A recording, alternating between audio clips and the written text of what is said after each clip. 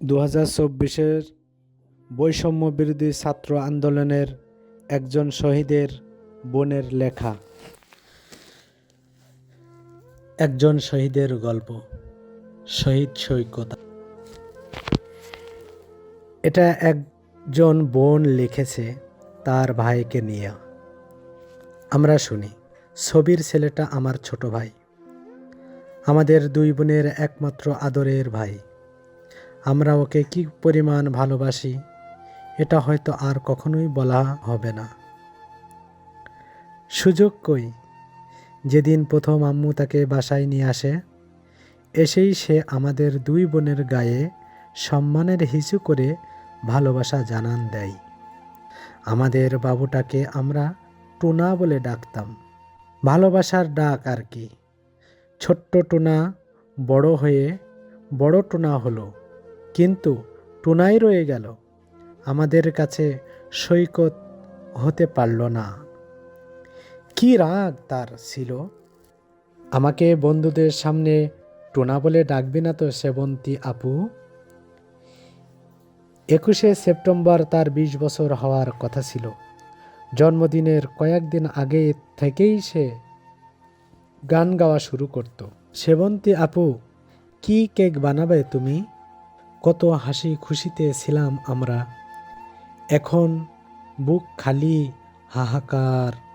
কি যেন নাই, নাই তো নাই। আমাদের কলিজাকে গুলি করে মারা হয়েছে। আমার ফুলের মতন ভাইটাকে ঠান্ডা মাথায় টার্গেট করে মাথায় গুলি করা হয়েছে।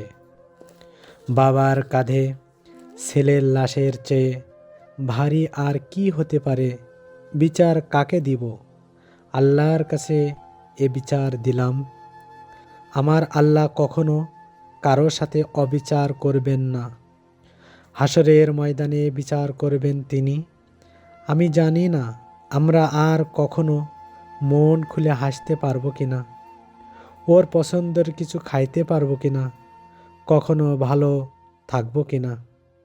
কিছুই জানি না।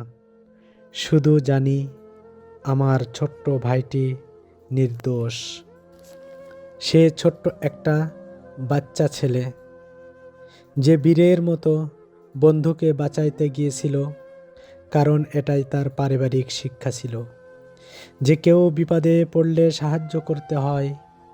কখনো ভাইকে দেখতে পারবো না, আর কখনো তাকে জড়িয়ে ধরতে পারবো না, গালে কপালে জোর করে চুমু দিতে পারবো না, আর কখনো বলতে পারবো না, টুনা মশার কয়েলটা ধরিয়ে দে, টুনা পানি দে। আমার ভাই শহীদ। শুক্রবার দিন দুপুর 3:37-এ আমার ভাই মাথায় গুলি করা হয়েছে।